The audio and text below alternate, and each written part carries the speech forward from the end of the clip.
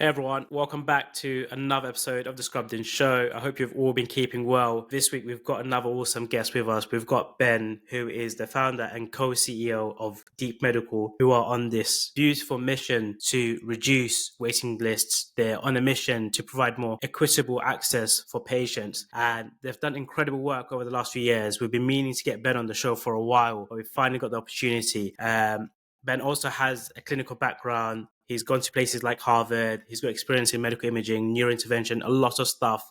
I think the purpose for today is really to kind of hear your 0 to 1 story, how you got to where you are now. So absolute pleasure having you on the show, Ben. How you doing, buddy? Yeah, thank you so much. Yeah, and sorry it's taken such a long time. But yeah, thank you. It's a pleasure to be here. No worries. So we'll touch on kind of the awesome work you're doing with Deep Medical, kind of your mission to kind of increase health access. But we want to kind of take it all the way back to the beginning of your journey, kind of that motivation to kind of pursue a career within medicine, clinical, and kind of lead up to kind of the origin story of Deep Medical. So if you don't mind sharing that journey, what that was like, it'll be quite interesting to hear. Yeah, sure. I mean, I suppose yeah, of course. I'm happy to talk a little bit about like what got me into medicine maybe to begin with. I mean, Yeah, what was your kind of um, your motivations to kind of pursue a career in medicine? it helps to say that my mum's a nurse, so we've got NHS runs through the family. My sister's a pharmacist, so it kind of felt like a natural route.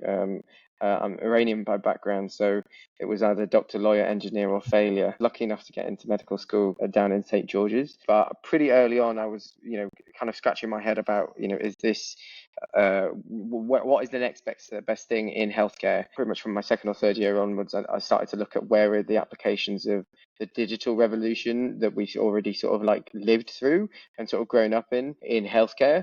And I was looking at areas like radiology initially because that was really the cutting edge aspects of digital transformation was taking place in healthcare, and what we're moving away from diagnostic imaging first to becoming much more precise and much more accurate in terms of what we'll be able to see, but actually that move into even molecular imaging and functional imaging and actually seeing what's going on inside of the body in real time, which was really cool and started to really captivate my sort of the thought about how do we innovate in healthcare in the future. So yeah, pretty early on, I was like also getting quite disheartened by the NHS, to be honest with you. Junior doctor strikes were taking place. People were not happy, and I think it was the beginning of what a lot of I would call as towards the end of the goodwill period, where people Yeah, weren't just wanting to do things for the sake of believing in the NHS, which I think a lot of us really did come into this for. Sat my US medical license exams in med school, which I lost a lot of hair for, but it was really, really good education. And at the same time, I sat a master's in imaging sciences and engineering. And started to become more aware of AI and its applications initially in radiology. And I don't know what you guys think about this, but it's like a super sexy area for AI. It's yeah, it like is. you see year on year the number of patients that we get go up, the number of scans that we need go up, number of training positions in radiology are not increasing. So there's a Yeah, supply demand issue there, right? yeah. We did an episode with Farzana, who's kind of co-founded Hexarad, and it's like too many scans in the world and not enough radiologists, and it's like the most logical, reasonable thing where you use tech AI to kind of help with that kind of backlog, that ever increasing list. Which then kind of brings us on to kind of the question I wanted to ask is during medical school, even as clinicians, a lot of people kind of go through life just on that treadmill, that training pathway. What was it that kind of drew you to kind of explore these other things? How to use technology to solve some of these problems. Has that been something that you've had since a child, or is it something that you became more interested as you went through kind of medical school, and kind of working within the NHS? This kind of problem solving mentality of using tech to solve problems. Yeah, I suppose, yeah, I think like thinking deeply about a true root of a problem has Mm. always been something that like I've really wanted to understand why. I think I was always the kid in the class that was the annoying child that was Yeah. everyone, asking all the questions. So I think that was something that was really sort of innate. But then that sort of drive to actually go ahead and like sort of change things, I think, seeing how much change that we'd lived through, like really became like the biggest sort of driver for me to be like, well, look how much we, our existence, with the introduction of mobile phones and then the internet becoming a thing and social media, etc. those sort of revolutions that we've kind of gone through really made me feel more empowered that we can do those same changes in healthcare.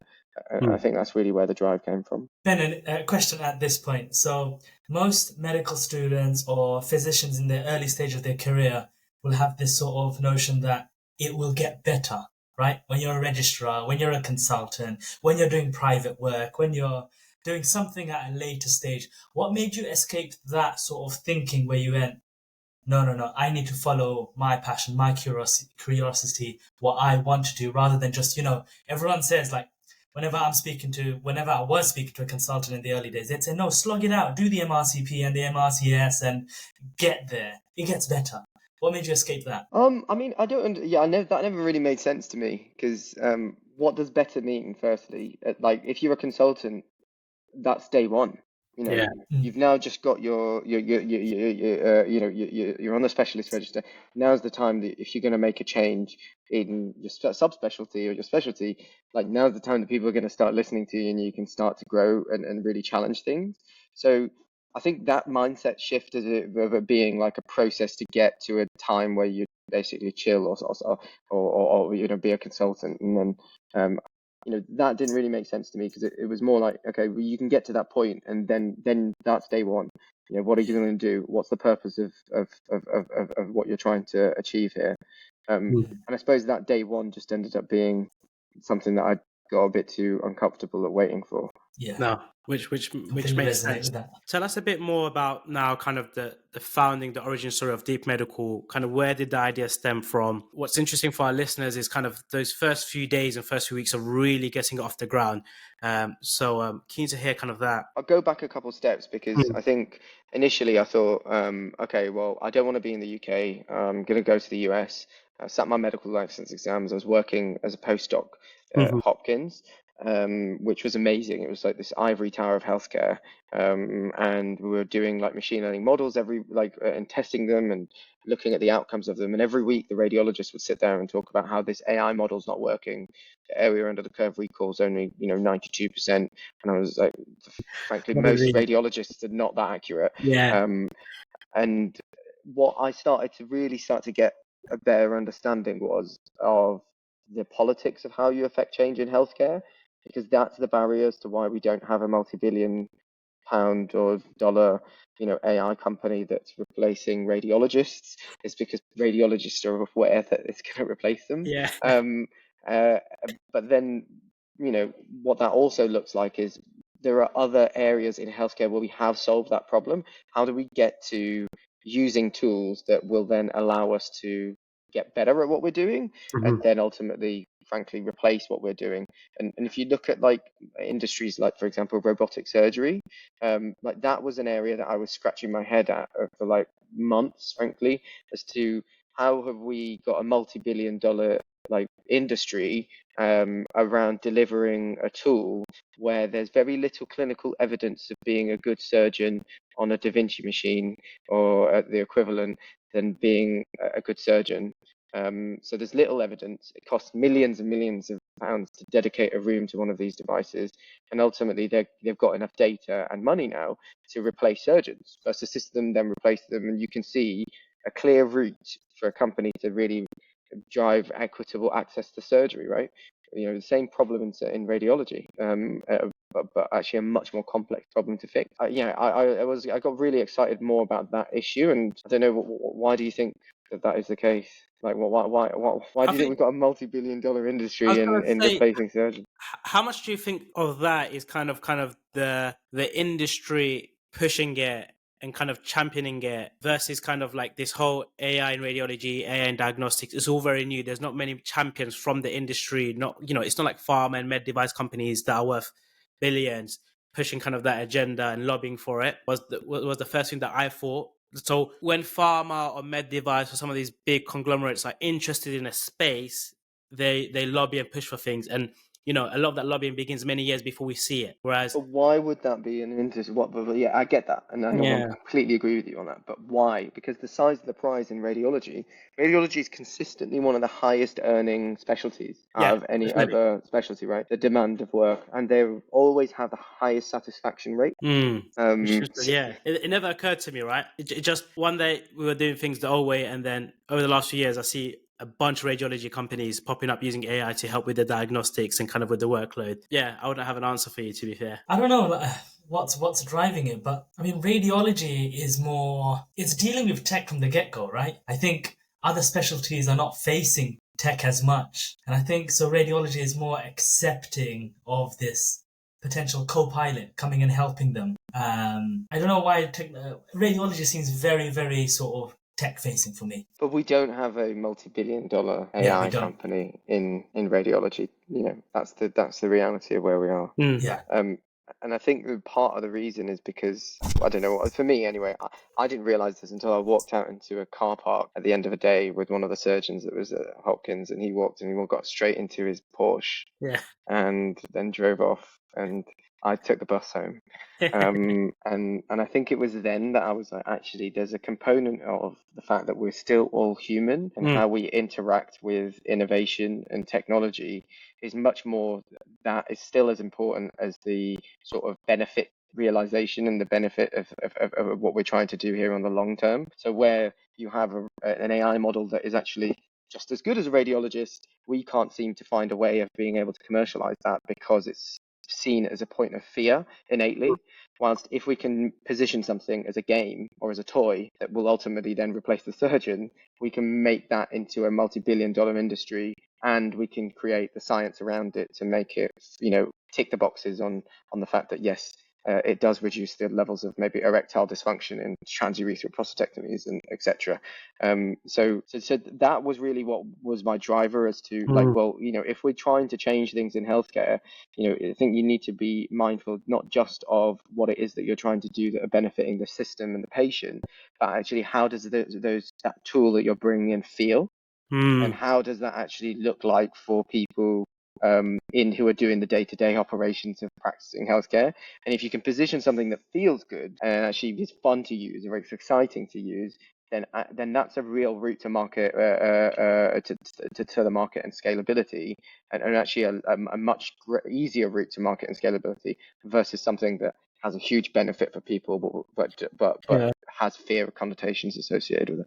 Yeah, I think it goes kind of to that question of like, it's adoption that scales. And like you said, certain things are easily and better adopted than other specialties. And perhaps in the beginning, radiologists were reluctant to adopt this. And I think radiologists probably take pride in how good they are when it comes to diagnostics or therapeutic versus kind of surgeons with their little fancy toys and stuff like that. But that is an interesting question for debate. I can't help but think, so early on in your career for a medical student, even as a junior clinician, you're thinking about these deep, big problems, right? I can imagine the rest of your cohort, the rest of the community, you were not thinking as deeply as you were. How did you feel in those environments? A lot of people feel kind of isolated, lonely when you're trying to solve these big problems. You're thinking in a very different way compared to your peers. I'm keen to kind of know, when you were talking to them about this, how was their response? Were they receptive? Were they thinking, you know what, Ben's just going against the grain? We're not here for it. I think that'd be quite interesting, because I feel a lot of people are probably like yourself that are listening to this podcast now. Yeah, I mean, I think in some ways I was really lucky because I was in an environment which was really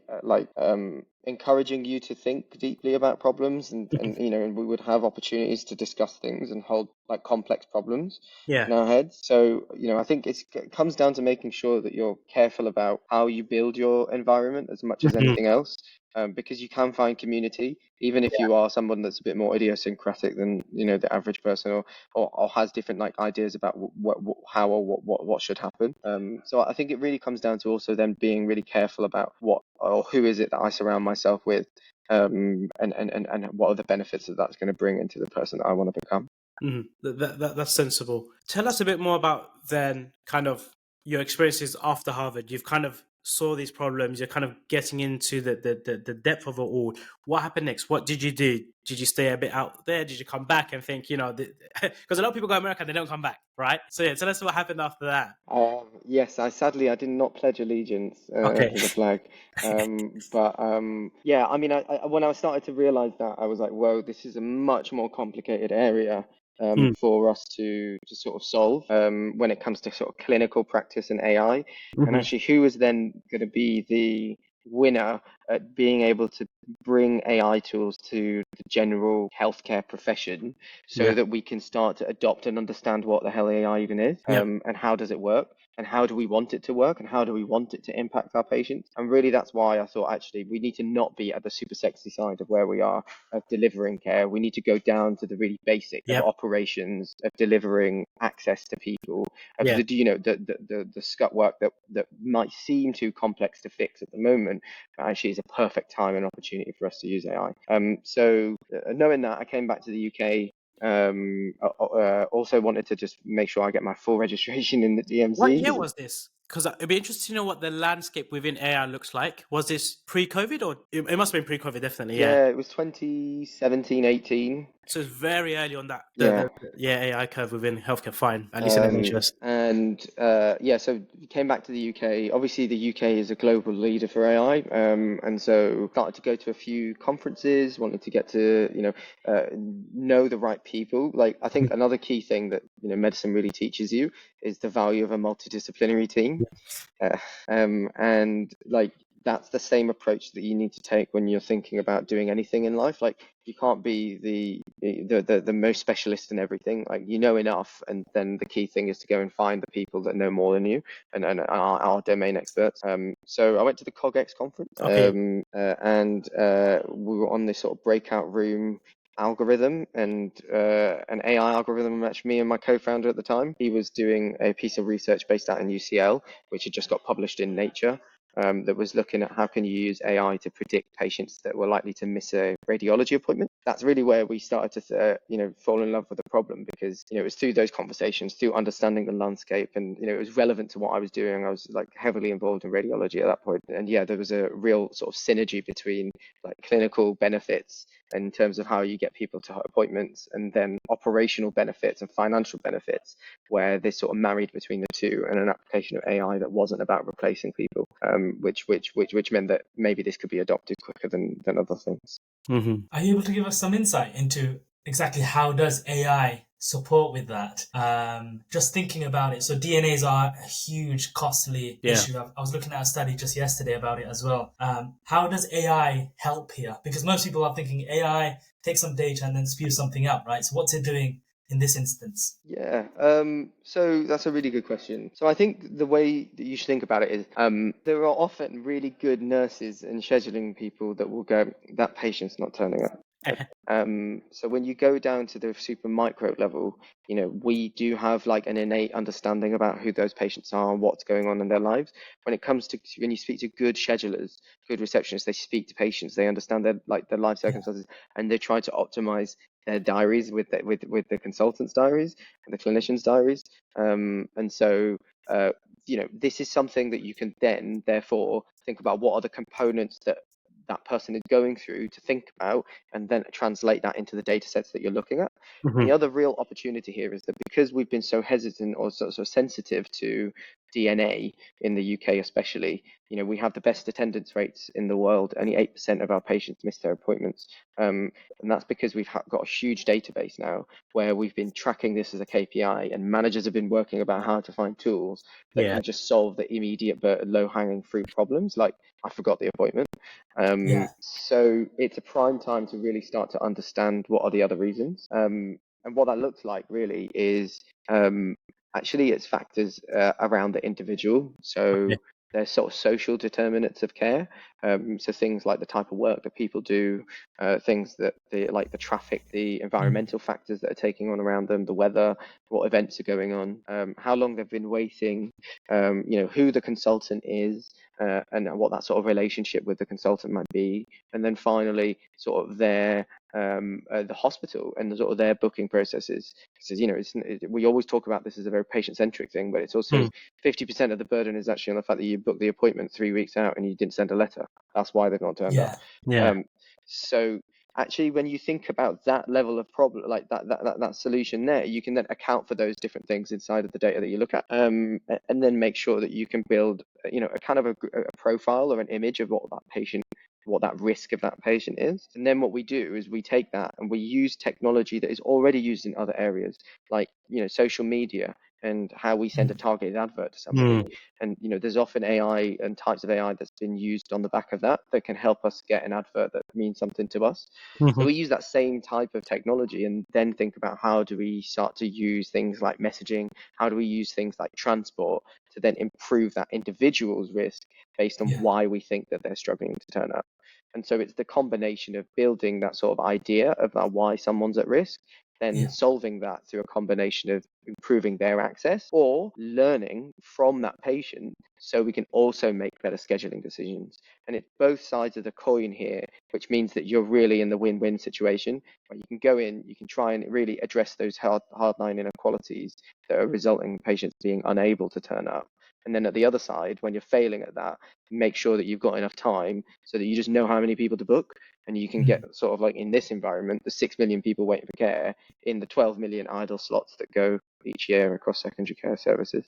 I'd be curious to know what are some of the top reasons as to why people do miss their appointments. I understand a lot of the time, and you can kind of tell it wasn't because they forgot. What are the kind of from the data you've gathered so far? What are one of the two reasons why people miss them? I suppose it's never one reason or two reasons that result in someone missing an appointment. Exactly. It's always how multiple different reasons are sort of interacting with each other, and maybe in a non-linear manner that result in someone being at risk. So let's give you an example. You book an appointment for Mrs. Higgins who's 84 at 8:30. Why does she miss the appointment? Well, she's 84. She's got to travel maybe 8 miles. There's traffic associated with that. It's her third appointment that month, and she's done it 2 times already, and she's getting confused with the amount of messages that you're sending her. So, it's never one factor that puts someone at risk. It's always how all of these factors are taking place. And that's really why AI is perfect at solving that problem, because we are able to solve those sort of complex reasoning problems as individuals, as humans.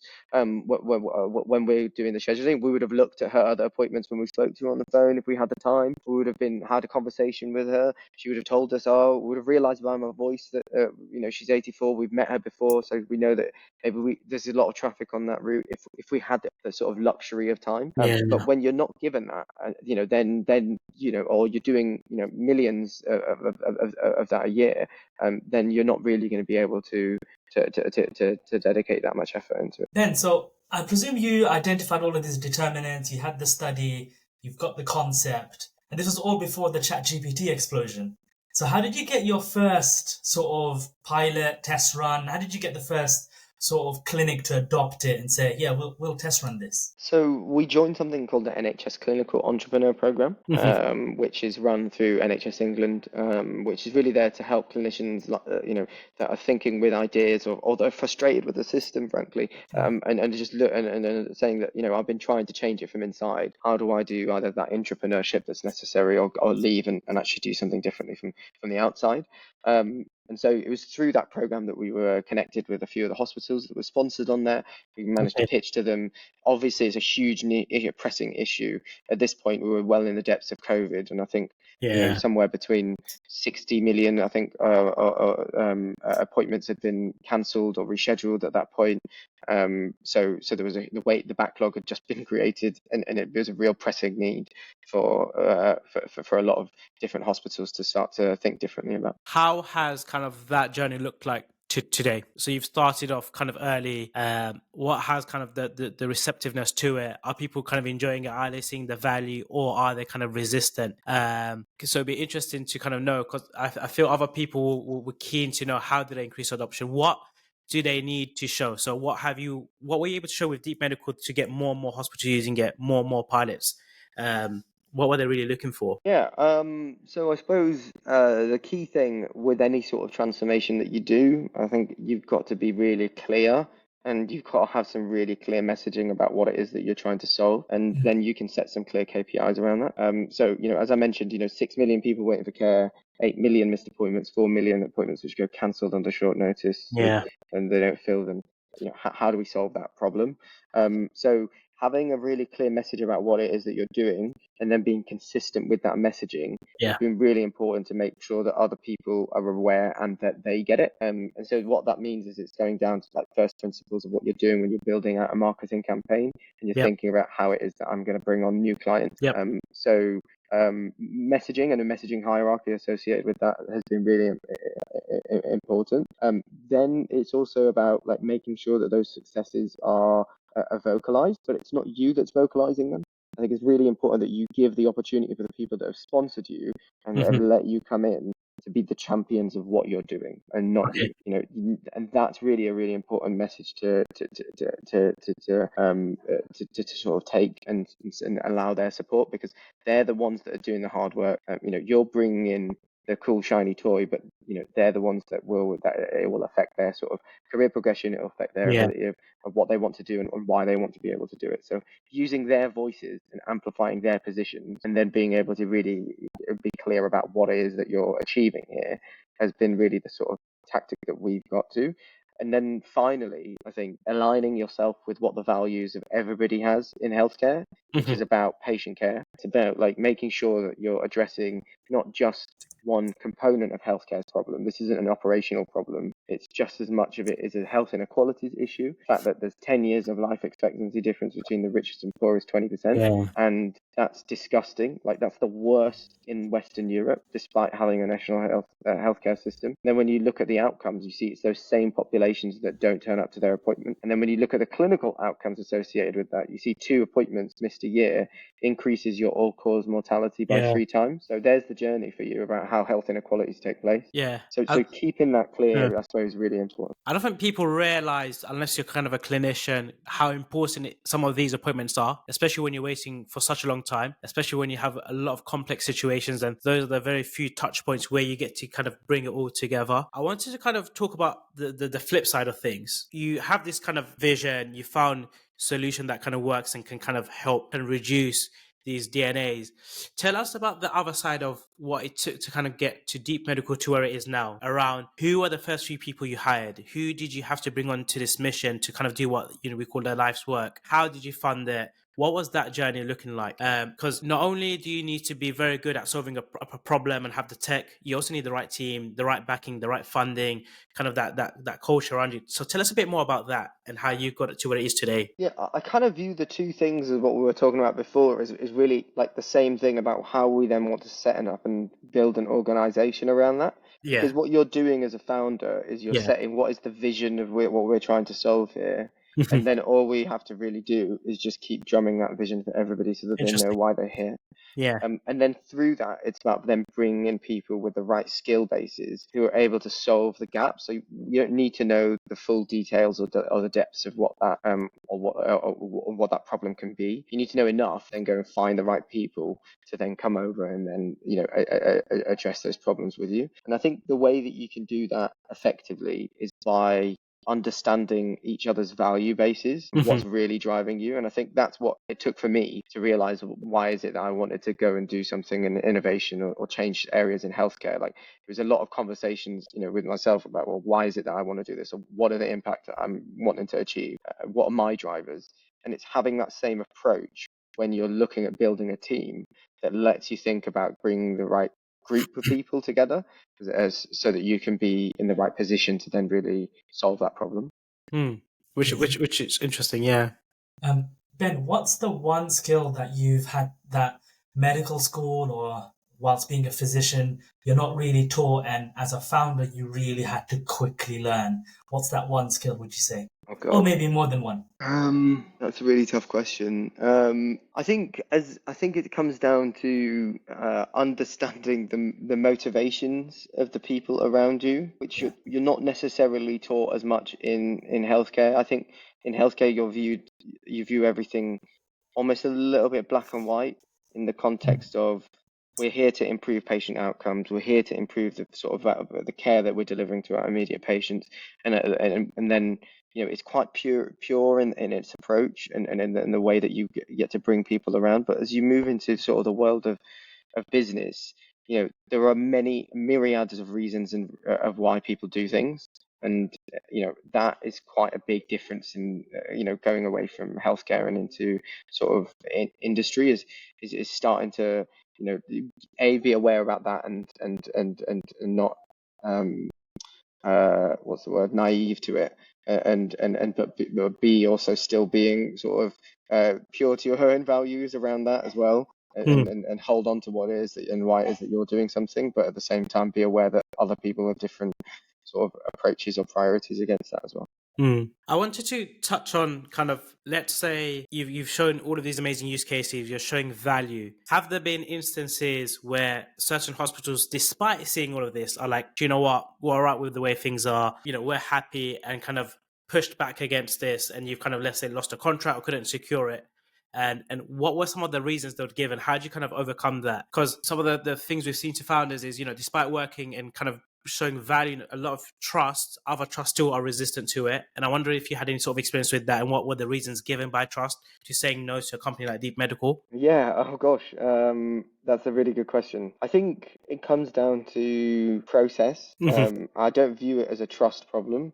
I view it as a process maturity problem. Like when you're growing a company, it's all about how do you make sure that you can create the structure, the organizational structure and the processes, and that's all your job becomes. It's you do it once, and then you want to make it easier and smoother for the next time, and then you keep reiterating against those processes that you're creating.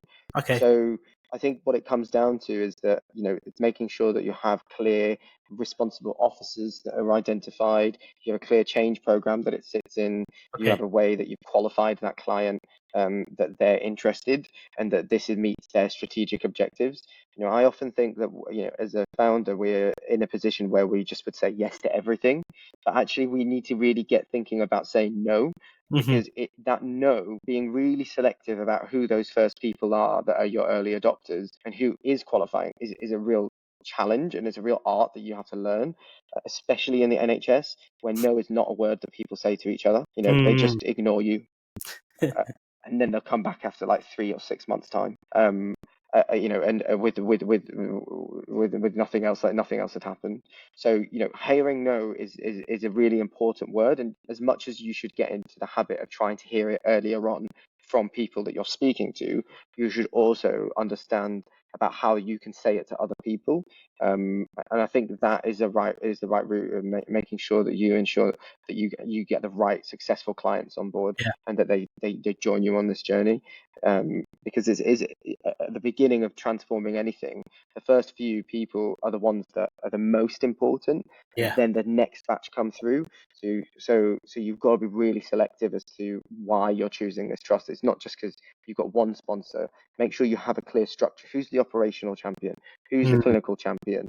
Who's the senior responsible officer? Where does this fit into their hospital strategy? How are you going to make sure that this is then circulated and socialized inside of the trust so that you can clearly articulate the benefits? And how do you make sure that the benefits that you are articulating are aligned with all of this as well? Like creating those types of structures is really important to ensuring the success, and you have to go through that process point to really sort of mitigate that as well. I think that's quite insightful as well. And no doubt, lots of something common a lot of founders face. Digging a bit more deeper, and you touched on the subject of the importance of no.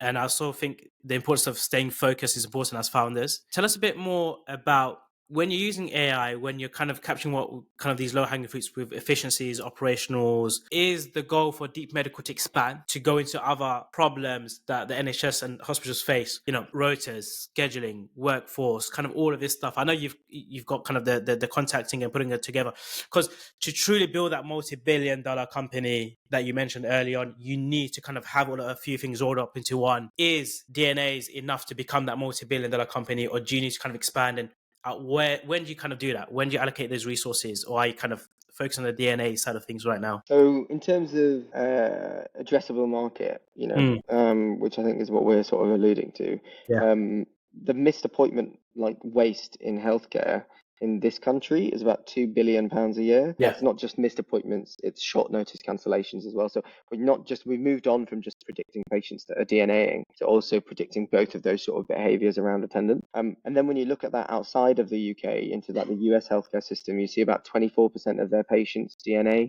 or no shows, they call it. Further 5% of them cancel under short notice. That's about $150 billion worth of waste.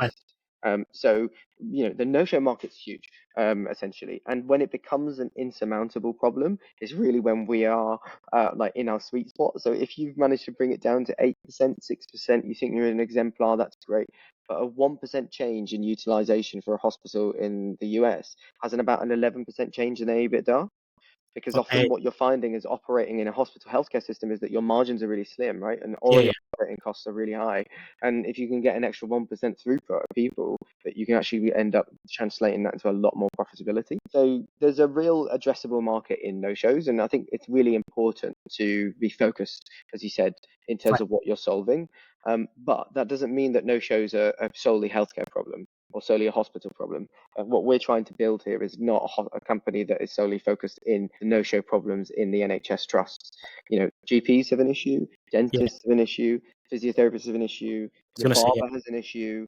When you go and you catch a flight, they have an issue with no-shows. Hotels have an issue. Restaurants have an issue. So actually what we've got here is a multi-industry problem and a similar solution to that across that as well. So I think there's enough for us to challenge there for the next 3 to 5 years, but then maybe the other stuff. That's perfect. Yeah, we have like a few investors and stuff that listen into this, and they're more interested on kind of that side of kind of the business. And I thought, it's a good opportunity to kind of go into that a bit more deeply.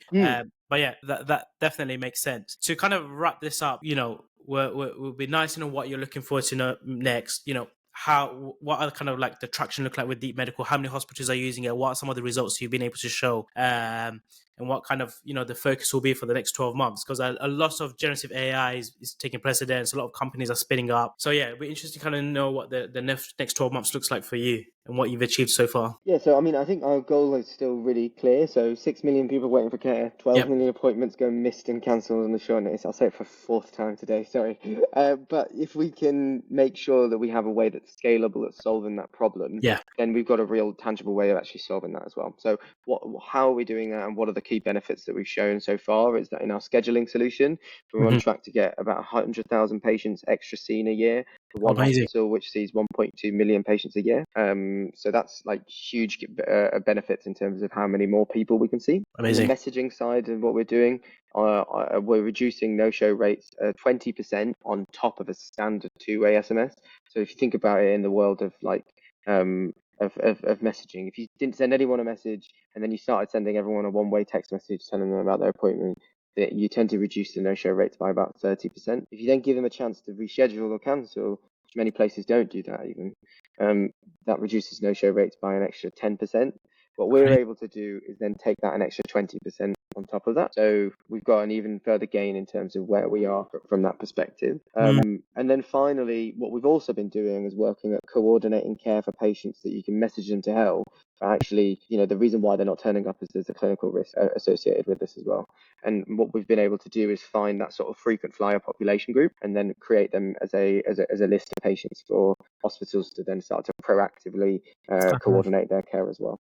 So the next 12 months really is about how we can then further just expand this out as much as possible in the UK and the US, which are really our two focus markets. We've got an investment round coming up at the moment, which is to help really sort of propel some of this. We're awarded a small NHS England contract around sort of delivering it to a few further sites. So we've got 5 more in that cohort that are going through this sort of next 12 months. And hopefully at the end of that, we've got a clear route and an evaluation that then says, let's go and procure this nationally and make sure that we solve this problem at scale. Yeah, I think that's amazing. A lot of the founders you speak to, they're all kind of focused on kind of that the big sexy problems, AI diagnosing this and that, and a lot of the operational stuff where the real value and real care is delivered is kind of been missed due to the excitement. So it's impressive to know people like yourselves who I think are deep thinkers, problem solvers, solving these problems, because we've been DNAs, we've done outpatient clinics, and it does make a big difference. But no, thank you, Ben, for taking the time out for sharing this. Thank you know, you. I think it would be helpful for our listeners to kind of learn, and then let us know if there's anything we can do. Massive thank you to our listeners as well. But no, thank you once again, buddy. No, thanks so much. It's been really great speaking to you both, and really insightful questions. So thank you. No, Thank you no so worries. much, Thank you, Ben. Ben. Cheers.